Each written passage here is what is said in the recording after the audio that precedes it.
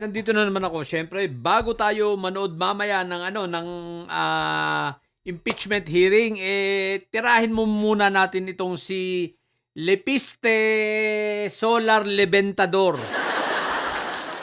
Alam niyo kung bakit? Aba, siraulo lang Guys, wag nating kakalimutan sapagkat talagang porsigidong-porsigido itong si Lepiste na kino-cover up niya kunwari yung cover up niya sa langis na yan, pagbababa at pagtatanggal ng VAT. Guys, ito ay maliwanag na cover up na para sa ang taong bayan ay makalimot, mai-divert, ang mga kaisipan ng taong bayan at malimutan natin na siya ay may dapat bayaran sa gobyerno na nagkakahalaga ng 24 billion. Kaya huwag kayong magpapadala, Isipin ninyo ang katwiran nitong si Lepiste Leventador, bakit ko ibabayad sa gobyerno kung pwede ko namang gamitin na lang yung perang yan, babawas-bawasan, panggastos dito sa mga utu-utong mga kababayan ko. Although hindi lahat itong mga utu-utong magsasaka, sabi niya. May mga utu-uto akong kababayan na sa kaunting pera ay sasang-ayon sa akin at sasama. Bakit hindi ko na lang gamitin sa mga ito at gastusan ng mga rally-rally na yan? Naisip nyo ba guys? 1 linggo silang nagrally sa Liwasang Bonifacio. Yung mga tao doon sumesweldo ng simula 500 ang araw hanggang 1,000. 1,000 yung mga coordinator, yung mga ordinaryo, 500 plus libre pagkain. Isa nga naman. Isipin mo yung 1 linggo, di kung ikaw ay may 7 araw doon, di meron ka na agad 3,500 sa 500. At doon sa coordinator, tumataginting na 5,000, tax-free, di ba? Tapos, may libre ka pang pagkain. Magsisisigaw ka lang ron at magpapanggap na magsasaka. At eto pa, hindi pa nakontento. Handa pa itong si Solar Boy na umarkila ng barko at dalhin yung mga taga Mindanao sa Maynila at isama sa rally. Isipin mo yun. Daming pera ni Lepiste Leventador.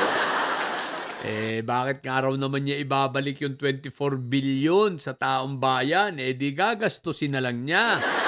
At titingnan niya ang tsansa na baka mapababa si Tito Bongbong natin at makapang-engganyo ng mga tao, nagbabaka sakali, makaupo si Inday Sayad, di absuelto na siya.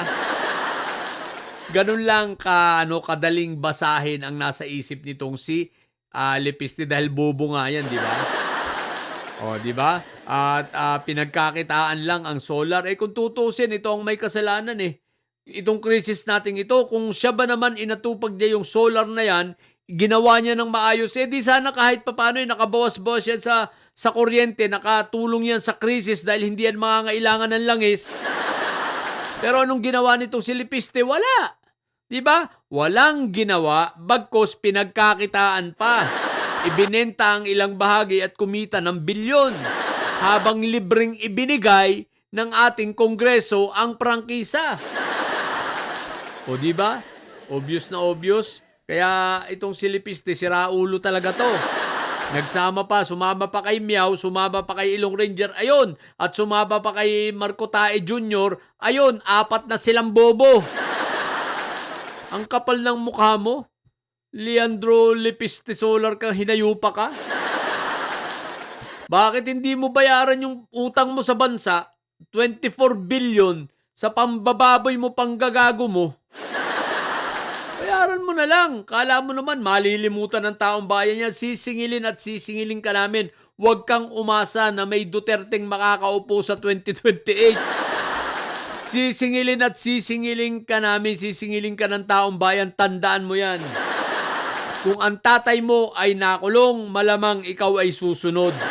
At kausapin mo ang tatay mo kung masarap ba ang buhay sa loob ng kulungan.